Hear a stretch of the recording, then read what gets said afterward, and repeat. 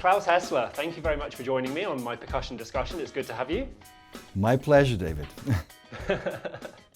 We were introduced, as we were discussing before we hit record, that we were introduced by our mutual friend Danny Mayer, who was on my first ever episode of the show. So we both know Danny, we both know what an awesome guy he is, but you've been giving him lessons, right? Yes, that's true. It's quite some time ago. I think 5, 6, maybe 7 years. I'm not super sure, but it's quite some time ago. And we just recently met again a couple of weeks ago, actually, to for some more lessons. And yeah, always fun to talk and work with Danny. Yeah, sure. Cool. Make sure you work him hard. I do. I will. And obviously you started playing open-handed as well, which I've learned open-handed on my electronic kit here. So I'm interested to talk to you about open-handed drumming as well. And you play in a jazz trio, FLUX. So how long have you been in FLUX? Basically, I mean, Paul, the Hammond player, used to be a student of mine at age of 5. Wow. So it started out as a teacher, as a student-teacher relationship, pretty much. And I mean, we kind of lost track of each other for quite some while until way later. Paul approached me saying, "Oh, I have an idea about like a band project in case you're interested," because I kind of switched from drums to keyboards and then to Hammond organ because he thought Hammond organ is like the perfect mix between drums and keyboards. And I said, "Boy, that's an interesting idea. So let's look into that." So it started out as a duo project in the first place. We invited another trumpet player, and then at a later point, my good friend Thomas Langer on guitar still joined us, and that is to the very day my dream band, I should say. What makes it your dream band? It's my dream band because there is very, very few people like Paul that I mean, I can play with him and he always knows where one is. He always seems to know where the pulse goes, and he never loses track of it. And with Thomas, it's sort of a similar musical blindfold understanding, but not that much on a time-based experience or exchange, let's say. It's more with regards to how Thomas is shaping melodies and chords and the vibe of a song, and we are like very much on the same planet as far as that goes. So that kind of gives me a perfect connection to both the rhythmic world with Paul, but also the melodic lines and all of that, which Thomas is the person to refer to. And with FLUX, I can kind of mix and match that in the best possible way, I think. So as a drummer playing that kind of music, how much of that is a lot of technical work and rehearsal, and how much of it is kind of improvised or kind of made up as you're playing it? I mean, a lot of the details are really just improvised. And what you get to hear on our 3 albums that we have out is, I mean, the structures itself, like the form, the musical form of the songs is, of course, I mean, that is kind of fixed. But all the details, I mean, the fills and all the fine tuning, that's just taking place in the moment as we play. And is it playing live that really excites you about being in that band? Or is it the recording and the process of developing the music itself? Where's the balance for you? Is it the performance or is it the development? It's a little bit of both, although I should say that I guess I'm speaking for the 3 of us when I say it doesn't make a lot of difference if we record or rehearse or arrange / compose. It's pretty much all the same vibe, and that is also another thing that I like so much about the band, because when we go on stage, it's really there is no fear. There is no fear of making mistakes. It's in the moment, in the go, in the flow. And we allow things to happen. And I mean, do we fail sometimes? Yes, we do. But we just love that aspect of taking certain musical risks, let's say, and we're not the guys who play it safe in order to be sure that everything is fine. And oh yeah, thank God we pressed the record button. We captured this. I mean, we are fearless all the time. That sounds like an amazing place to be. It is, yeah. Indeed. So talk to me a little bit about the development of yourself as a drummer, from when you very first picked up sticks to get to the point to be able to be in this comfort zone when you're playing live with a band. How, looking back at that now, how do you see that journey? Have you kind of, has it been so challenging for 90% of the time? Has it been relatively straightforward for you? Has it been very complicated? What does that journey look like from starting playing the drums at a young age to getting into the band and playing with them? It's a journey, and it's for sure not a straight road. It comes with many twists and turns and ups and downs. It comes with times where you are super motivated, and it comes with times where you really have to work hard to stay on track. It comes with times where you are having a lot of different inputs, and it comes with times where you are just in your private tunnel trying to develop a certain skill, let's say. It's a mix of all of that. And what always was important to me, still from early on in my development as a musician, the variety of a bunch of musical styles. I never got stuck into just one way of musical genre per se. The only thing I always wanted to be was the best drummer I could be. And that did not include looking at a certain style. So if you were to ask me, are you a jazz drummer? I would maybe say no. If you ask me, are you a rock drummer then? I would possibly say, no. Then what are you? And honestly, it's hard to say for me. I'm just a guy who wants to know as much as possible about the drums and be able to play that instrument as if it was my mother language. That's what I try to be, and my idea was the more and the better I understand the instrument, the more I can express myself in a variety of different styles. So in some way, yes, I am a bit of a jazz drummer because that's a lot of my where a lot of my background comes from, and I am of course also a bit of a rock drummer because in my early teen years, of course I was listening a lot to Rush and AC/DC and Genesis and all of these. But are you a Latin drummer? Yes, to some degree I am. Of course I did listen to Michel Camilo and to Santana and to Tito Puente and to whatever. So it's a little bit of everything, and I'm trying just to merge that into the personality that I am and that suits me as that musical individual with my own musical and drumming personality, with my personal trademark, my voice. Mm-hmm. When you started playing the drums, why did you keep at it in the early years? Was it being inspired by the music you were listening to? Was it wanting to play in a band? Was it wanting to teach? Was it wanting to understand the instrument? Because obviously you've written books on snare drum rudiments, you've developed DVDs and lessons yourself. What drove you when you started? So for the first maybe 5 or 10 years of you drumming, was it the music that drove you to want to get better? That's a great question, actually, and I'm not sure if I was ever thinking about that. But if you ask me now, it's possibly none of the three that you mentioned. When I first started out between age of 4 and 5, and there was a set of drums at my parents' house, the drums were actually, that was my toy.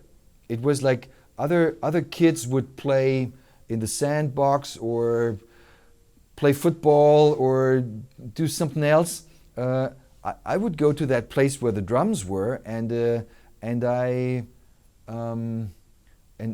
kind of invented stories. I mean, as we all know, when kids play, they come up with different stories. Oh, I am Batman, and you are Superman, and we go out and we are having this little adventure. Kids come up with stories like that. I went to the place where my drums were, and I would take a mallet, and I would say, oh, now the dragon comes around,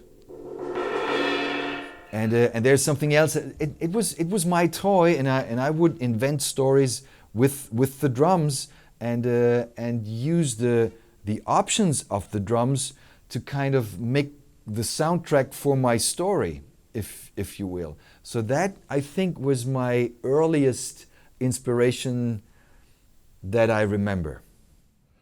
Is it fair to say that that's still something that you do today? You create stories with your drum kit? It's a point well taken, and I would say yes. I'm trying to tell stories, and the story needs to be convincing for me, so it is convincing for you as being my audience. Mm-hmm.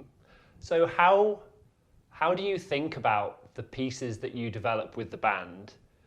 Do you think of it as like a 3-act story for an album or for a single? Do you try to take the listener on a journey musically that kind of evokes certain emotions? I mean, to some degree, yes, for sure. I think that's always something that we do as musicians. We are trying to tell stories, and we are trying to have the listener with us on that trip. But I think it's only fair to say that what I do, at least to a good degree, is also it's some kind of an ego trip. I just like playing the drums, and I like playing music, and I come up with certain ideas of which I think it matches the musical environment that I'm thrown into, with what Paul does with the organ and with what Thomas does with the guitar, or whatever the musical setting or the band context is. So it's actually an ego trip that I'm enjoying for myself, and I just hope that somebody listening to me enjoys this little adventure just as much as I do. I'm sure. But my number one inspiration is maybe not even to entertain people. That's something that happens like as a side effect, or as a byproduct of what I'm trying to do. In the first place, it's really, and I'm sad to say it this harsh, but it's an ego trip. And when I say ego trip, what I actually mean is my personality comes out when I play, and I mean, as a human being, or as human beings, we are all different. There are people who are like only thinking about the stuff that is important to them, and they don't ever would consider what somebody else has in mind, and they just don't care. I'm not that person. So when I say ego trip, it's just it's an ego trip in terms of I enjoy what I do, and I do it because I enjoy it, and I hope you can enjoy it as well. But when I perform with other people, it's always about that togetherness on the stage. It's not about me being in the forefront of things. It's not about me trying to play a drum solo all the time. One of the things that I like so much about Flux is that the focus is not on me all the time. When I go out and play a drum event or a festival or a clinic, whatever, it actually took some time before I could cope with the aspect that everybody's looking at me, and I'm like in the focus all the time. And I just like it so much to perform with the band because the focus may be on Thomas or on Paul or the three of us, or I just play a little groove behind the piece and that's already it, and I don't need to do anything. I understand that, yes. When you say that when you're playing, it's your personality that's coming out through the drum kit, would you describe your personality as quite precise and technical and focused? And does that come from your background studying with Jim Chapin and kind of learning all about the snare rudiments? Is that what's shaped your personality? I'm not sure really. I mean, a lot of the things I'm doing musically are just happening in the moment. So there is very few stuff that I really play in the very same way all the time. Even when I use my play-along track little show for back in the day when they used to have drum events before the COVID situation came around, I would play my tracks a little different every time. But a lot of what I do, I mean, even when I improvise or even when I allow things to be different each time around, I try to have some sort of common thread to certain things. I like to have that red line that connects the dots. I like to be, say, organized, although I'm improvising. And okay. And somebody, and I remember a quote from Peter Erskine once where he said, improvising is nothing else than instant composing. And that makes a difference just between hitting everything which is within reach or trying to put a certain order to things and a certain landscape and a certain system where everything has its place, although you're making this up like on the spot. That is a quality I like very much, and to some degree I'm very organized with that, although it's not being organized in terms of thinking about that before I do it. But for sure it's not something that came with Chapin, because I think Chapin was one of the most not organized people that I ever met, most likely. Really? Wow, okay. Talk to me a little bit about how you develop that skill. What's the most important thing for somebody who's not been playing the drums for a long time but has fallen in love with the instrument and wants to get to the point of being able to improvise while playing live and becoming fluent with the drums? What's the biggest thing that they need to maybe focus on? What helped you the most? The number one biggest thing is to put yourself, to arrange a mindset in which you're not afraid of mistakes. How do you do that?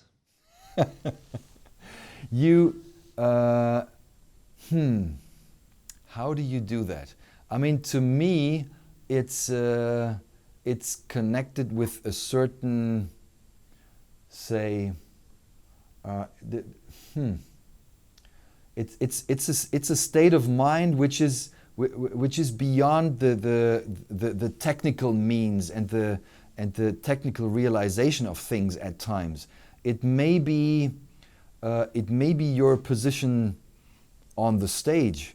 Now, as one of the things, for instance, that influenced me, because as you may have seen with a couple of videos, I like to set up sideways. And there's, I mean, only very little times when you see me play like front view with the audience right in front of me, which I actually don't like that much. But at times you have no other choice. But anyhow, once I set up sideways, I have the audience somewhere here. So I actually don't even see the people. I mean, I do connect to them and I allow them to see even more of what I'm doing as they have the sideway view, but setting up sideways on the stage allows me more to be in my little bubble, let's say. Okay. And another thing that I found extremely helpful was to have to play with hearing protection, because whenever I play with hearing protection, which I do all the time, by the way,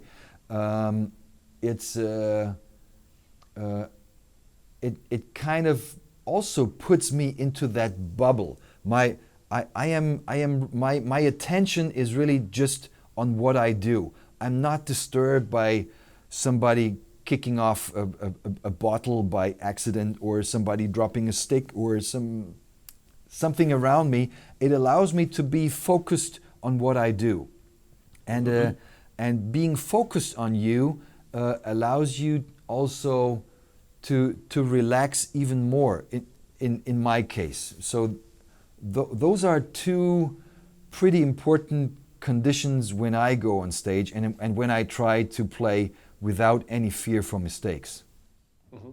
And what about when you're practicing before you're performing? So when you're developing your work and you're rehearsing and you're practicing by yourself with your kit, what helps you to get into that mindset then of don't worry about making mistakes, or, you know, because that's something a lot of people will struggle with when they're even playing by themselves. There's nobody else around, but they want it to be perfect. And when it's not perfect, they kind of lose that passion and that drive to to practice. Yeah.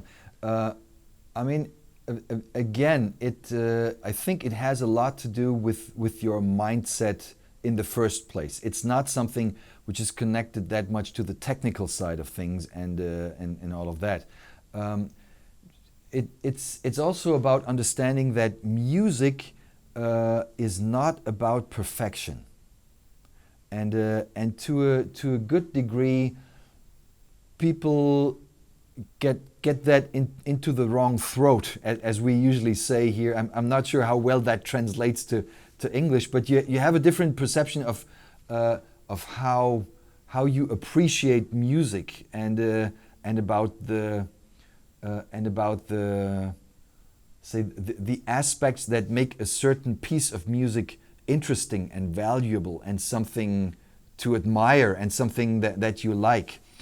So I really think music is not about perfection, unless you talk about perfection with regards to you have an idea and you try to realize that idea, and the more perfect you can realize that idea and put it into the real world, the stronger the message will be. So we may talk about perfection in that sense, but we're not talking about perfection with regards to music and drumming is only good if your timing is perfect all the way. Everything is like perfectly on the grid. Da, da, da, da, da, da, da, da, da, da. It can be interesting, but it's maybe also boring. Chances are. Who knows? I know a lot of great drummers who are not perfect, but the message they are sending on their instrument is just outstanding. They have their own voice, which is beyond just being perfect. It's more about authenticity. It's about clarity. It's about does the audience notice that you really play what you wanted to play? I think that's very important. Mm-hmm. So what other drummers influence you today, and who do you look up to, or who do you listen to when you're not playing and rehearsing yourself? Great question. I mean, these days you have so many people around that have something to say with the instrument, and one of them would for sure be Mark Juliana, definitely, and well, who else?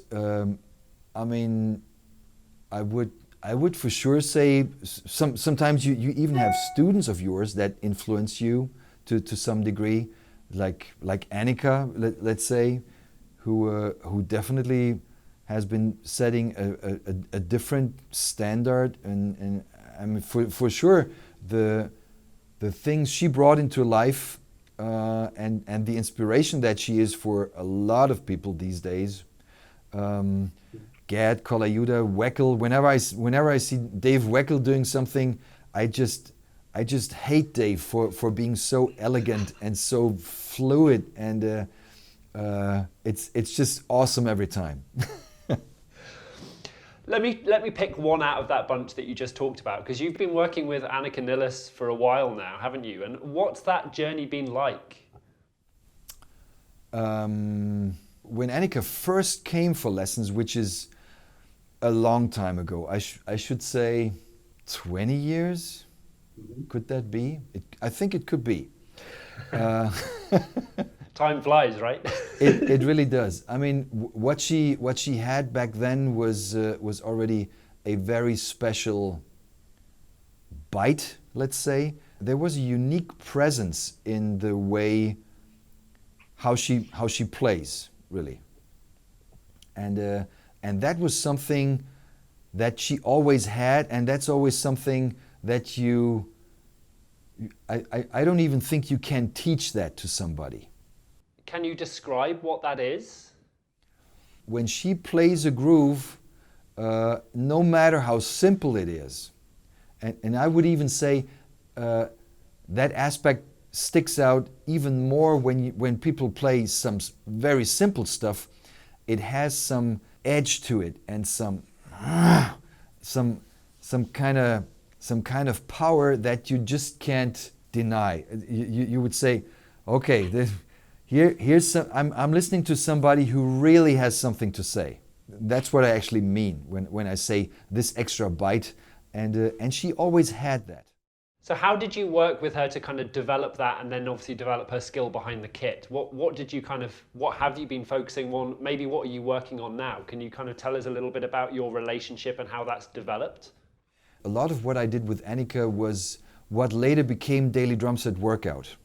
So it was a variety of routines that would take you through different groupings, different basic techniques, different ostinato stuff. I mean, it was really the meat and potato things of drumming, I should say. Okay. And it was not that much working really on music and musical applications of certain things. With some students I do that, but it sort of did not appear that much with Anika, because I mean, even back then she already had a very strong and solid idea about what she wanted to express musically. So I think she didn't need that much of assistance from my end regarding that aspect. And you've mentioned that you learn a lot from your students as well. It's not just them learning from you. So what have you learned from all of the students that you've taught? How has that helped you develop yourself? Good question.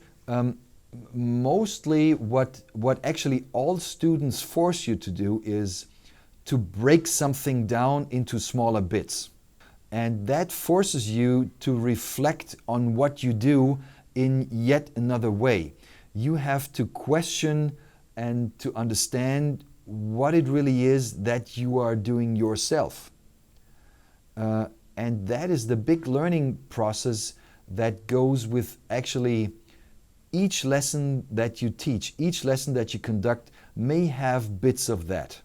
It may be different if you teach something, or if you teach a subject that you have been teaching so often that you know the matter like inside out from different angles and from each and every point of view, that there is not that much to still break down. But whenever somebody approaches me with a very personal challenge, like, Klaus, can you help me with this and that? I'm lacking sort of experience and knowledge with that certain issue. Can you help me with that? Or how do you do that?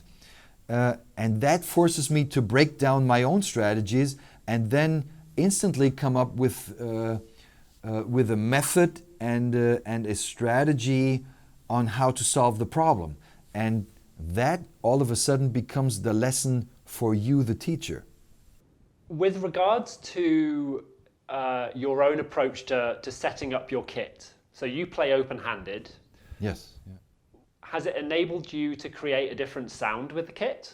Or is it just a different technical way of playing? Could could somebody who's not playing in your style achieve the same results, or does your style of playing open-handed allow you to achieve something different?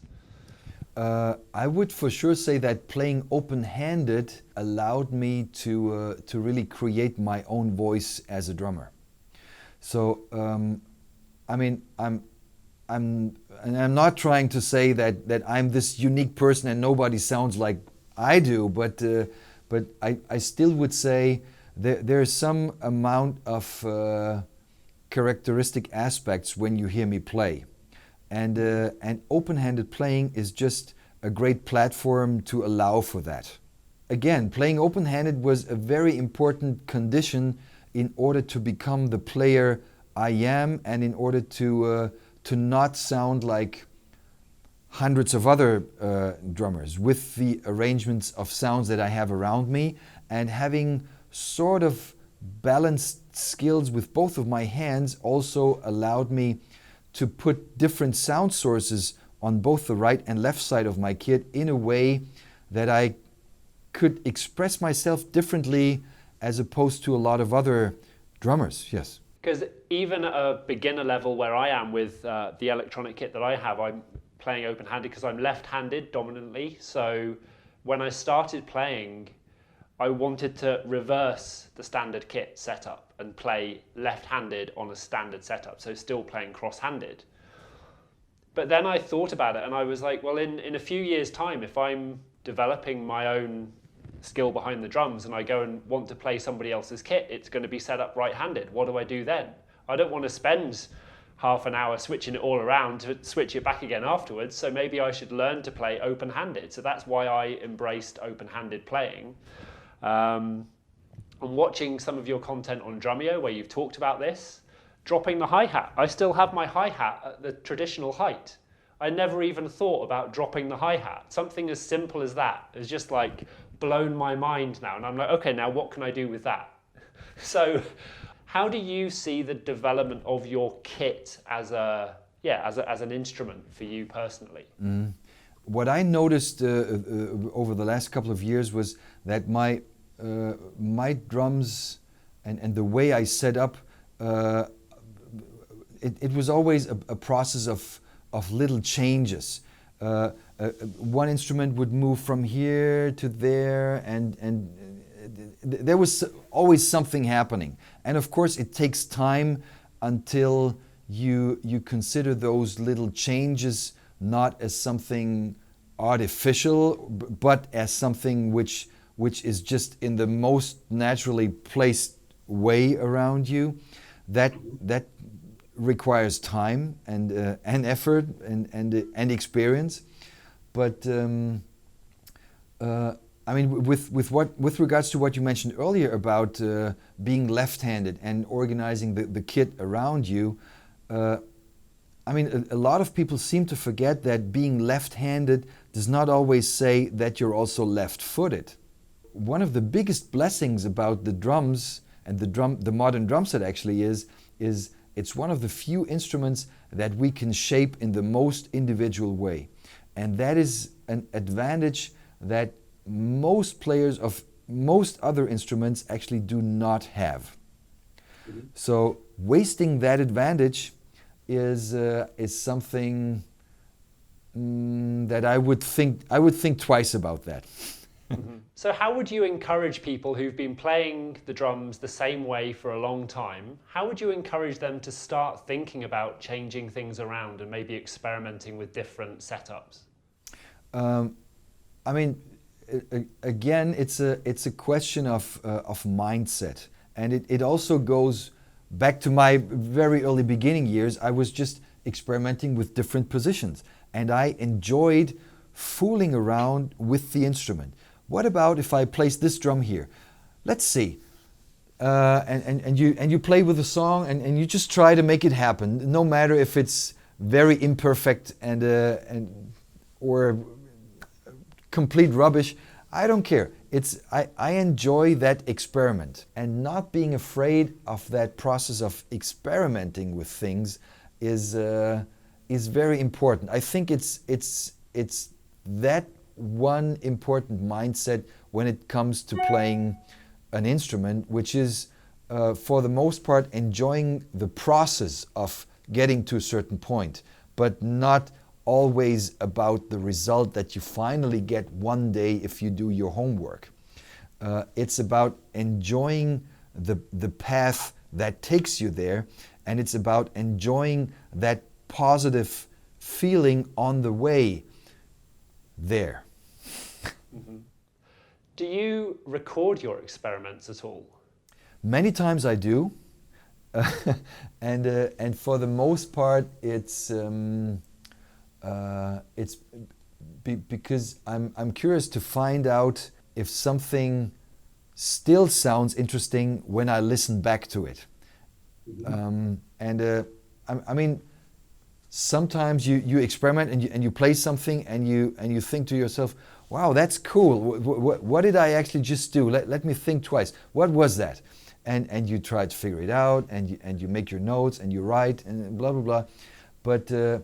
But sometimes you play something and you consider it like being the greatest thing in the world, and you record it and you listen back to it and you would think, really? Is that is it what you thought is that cool? So you at times recording yourself just gives you that second opinion about the true value and the true virtue that a certain idea may have or not. And it also works the other time, the other way around, when you record yourself playing something of which you think, just a thing that I developed during a lesson, so I'm just recording it, and you listen back to it and you say, wow, it's really simple, but amazing. I would never have thought it sounds as exciting as it really does. So it's a trip. And do you share those recordings and experiments with your bandmates, and do they kind of riff on them and maybe say, yeah, I love that thing that you did that you maybe didn't pick up on yourself? Is there a lot of kind of collaboration in developing your music for the band? At times it is, but in a different way as you would possibly think, because I mean what Paul with the Hammond guy with Flux, what he actually did quite sometimes was he would pick out certain snippets of solo performances that he saw on clinics, master classes, whatsoever, and he was actually composing a piece around it. Okay. And so I mean, that was quite some influence for the very first album that we put out, and which by the way, for the most part was just one long take. We just decided to play all the tracks like from beginning to end, and I think we did this 2 or 3 times around, and that later became the album. But I mean, that was really an adventure, and at the same time we had a couple of guys walking around us filming it, so it was all in one go. It was not like what you really would. It was not the usual process of how you record an album, but much more like a live process then. Very much so, and like with one of the pieces that required me to play a certain rather complicated ostinato thingy with my feet, I was forced to then finally also play it with a click track, and I said, Paul, I'm not sure if I can play that with a click track. I got to practice that, and he said something like, well then go ahead. When you talked earlier about motivation and how your journey has taken you like through peaks and troughs of feeling really motivated and driven and then not so much. When you face challenges with your motivation, what do you do to get out of those kind of troughs of your development? So when you're really struggling, what helps? I think it's a mix of different things. First of all,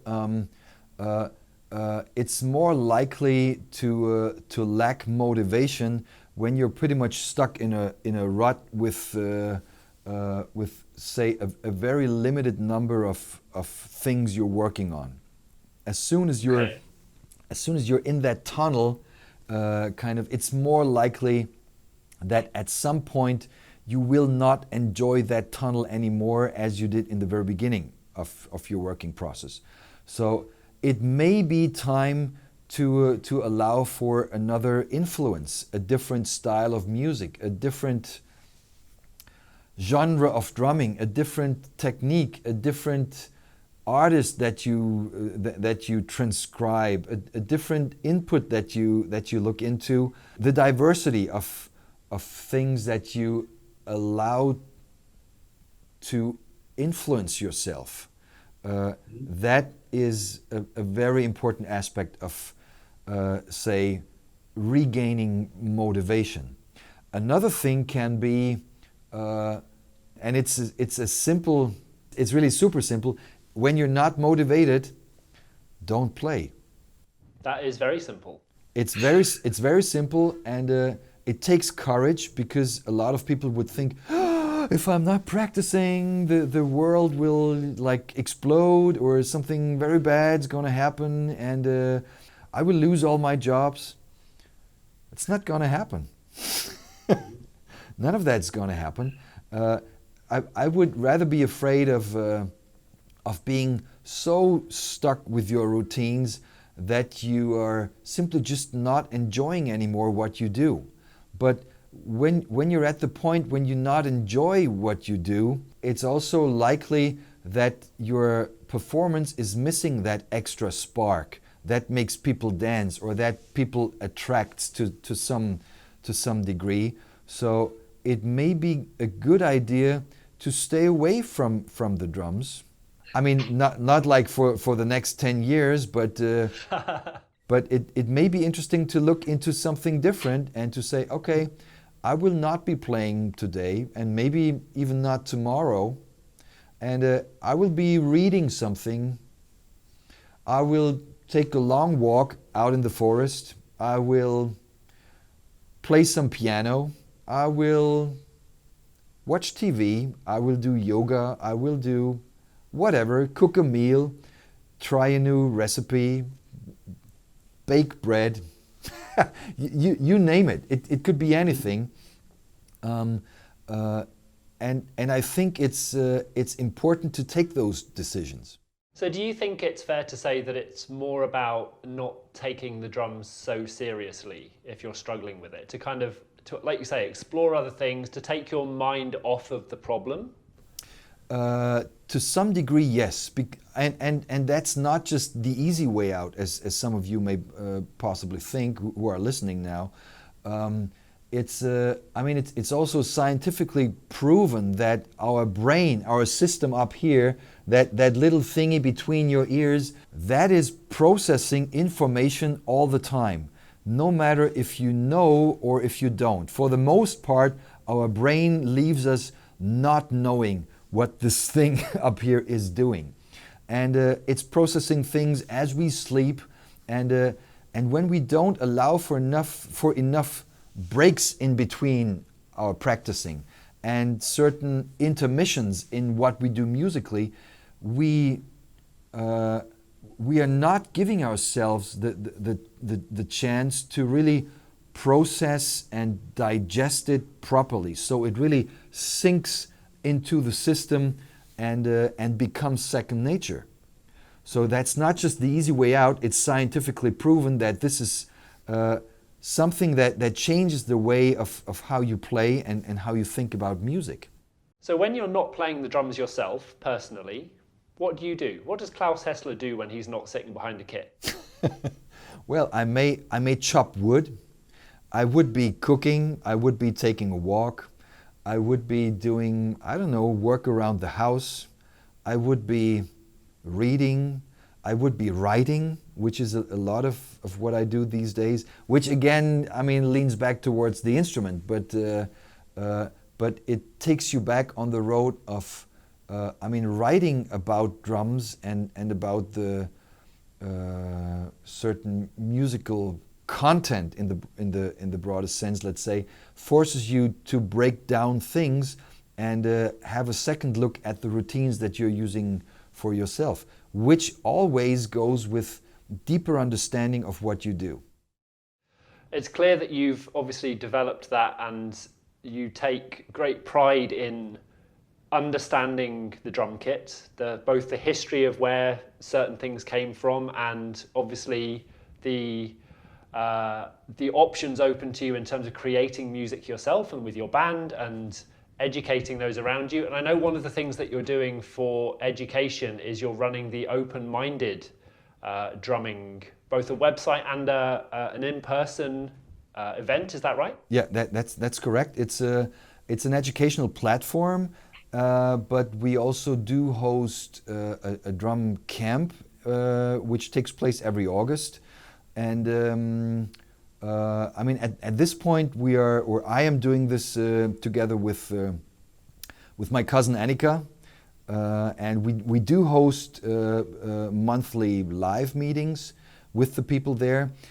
We are about to really go live somewhere this summer, I think.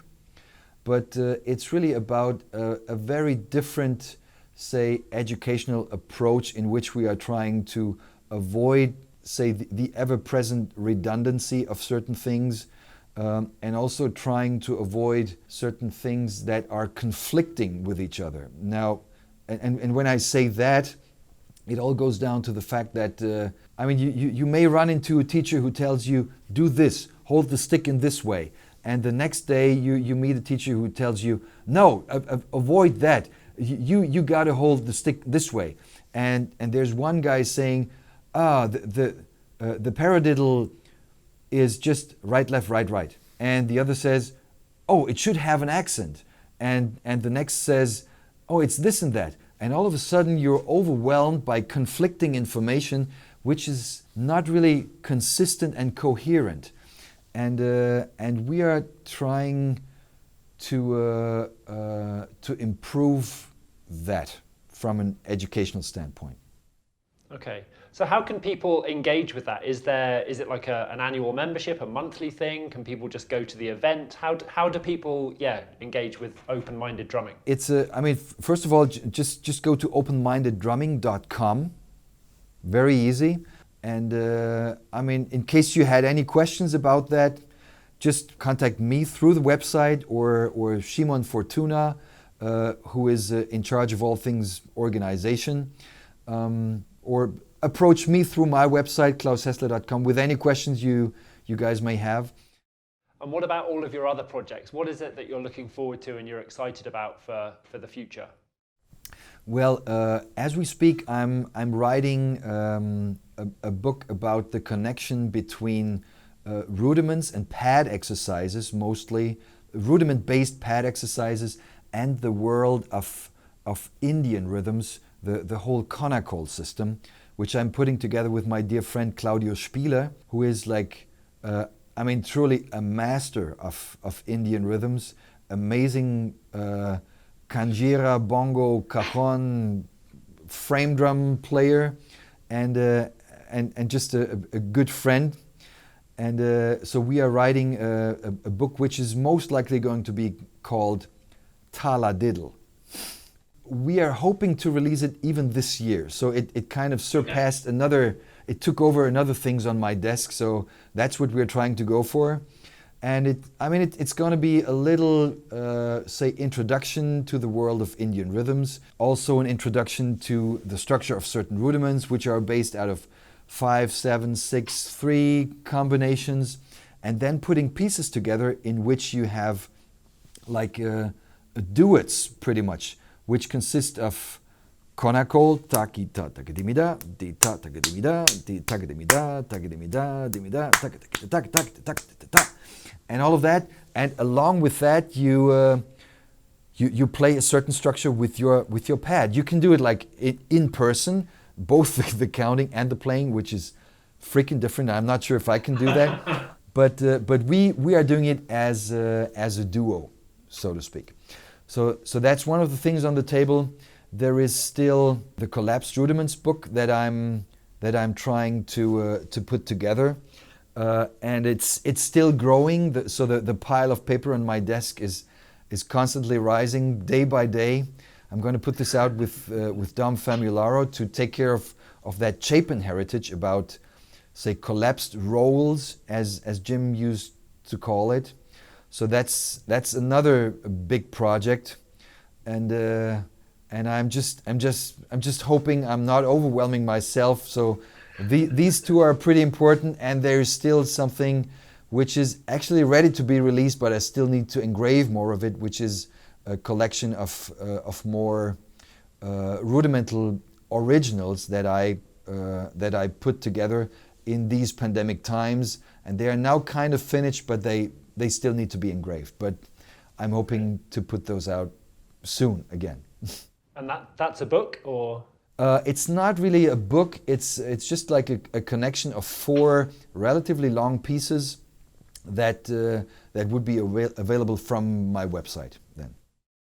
So you must be learning a huge amount even now, like developing all these new products. It must light up so many areas of your brain and just make you so happy to be learning all of this new stuff. I can tell that you're really into it. So it really is, and I mean, for the most part, I look at it from a standpoint of it's some sort of therapy to prevent dementia.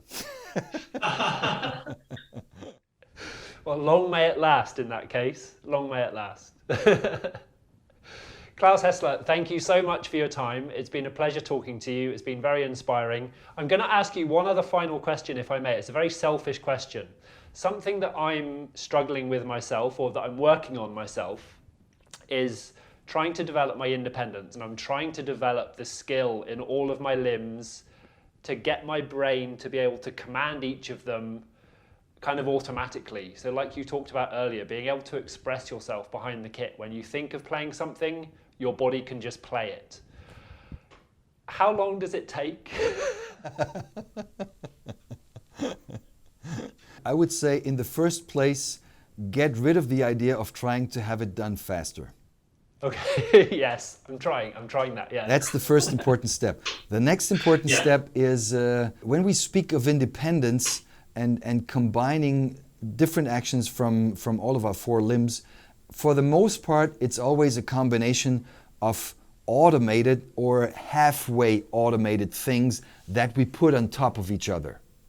And most people actually don't understand that, I mean, there's only one thing that you can truly focus on and think about. It's actually not possible, for me at least, and I'm not sure if I'm that much different from most of you around, but I can only focus on one thing at a time. I don't think it's possible to put attention to my left hand and then at the very same time pay attention and do something with my right foot, unless it's a matter of playing an automated ostinato-based pattern that I have improved so much from a technical standpoint that it almost feels like it plays by itself. Yeah, okay. And in order to have something feel like it plays by itself, you need a lot of time, which is why it is that I say forget about how fast you get it done. The other thing is, can you find the technically most effortless and most fluent and most comfortable way to get it done? So finding I would say, a motion cluster that allows you to execute that movement without any extra thought. So is that more about working on the placement of like my bass pedal, my hi-hat pedal, the orientation of like the snare and the hi-hat? So like we said earlier, drop the hi-hat down maybe, just experimenting with the setup, the physical aspect more than the... To some degree, yes. I mean, it goes with the most comfortable placement of the instrument, but it also goes with the most comfortable way of arranging your movements. And once the movement is fluid and relaxed and automated in the end, you will be able to put something else on top of it and then enjoy that excitement of independence. Can you give me one example of making that movement more fluid and automatic? What do you mean by that? I'm going to give you a very simple one. Let's say you had something in which you just play that, and you would say you keep this going all the time, and and you're telling a story. What is it actually that you had for breakfast? Was it like was it coffee with milk, with sugar, or no coffee at all? And how about that? So you do that with both of your hands. So was there orange juice? Was there a slice of bread? Was there butter? Or anything like that? And then you still put something else on top of that. Let's say you had one of your hands do this, and let's say it's this here, and you do something else which does not relate rhythmically at all to this.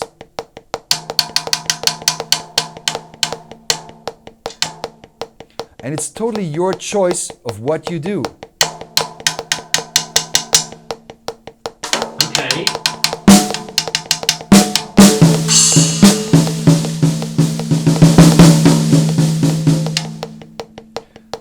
So, I mean, on paper, that would look horribly. I'm pretty sure it's super complicated. But as you execute it, it's actually not, because you understand the motion that makes you play da da da da da da da da da da da da da so well that all your focus goes on the extra hand playing the really interesting stuff. But I was going to say, so you're focusing on the complex other thing. So first of all, you get that movement with the one hand down so that it's automatic, and then to test it, you're almost talking out loud, you're doing something else with your other hand whilst taking your attention off the good hand, right? Absolutely, yeah. Okay, I'll give that a go. It will probably sound horrible, but I'll give it a go. Yes, and when you do it, dare to make mistakes. Absolutely. Yeah, that's definitely something I'll take away from this is don't be afraid to make mistakes. Don't try to get there fast. Let it take the time it takes. And when you're struggling, distract yourself with something else. You know, it's not the end of the world if you're not making progress at supersonic speeds. We all take the time it takes. Absolutely. Enjoy the process and don't be just fixed on the result. Brilliant. Well, thank you very much, Claus Hessler, for talking with me. And I look forward to maybe meeting you in the future and getting you to help me develop my independence and my skill behind the drums as well. It would be a pleasure to be able to learn from you as well. So, sure. Looking forward to that. Absolutely. Brilliant. Thank you very much again for your time, sir. Thank you, David.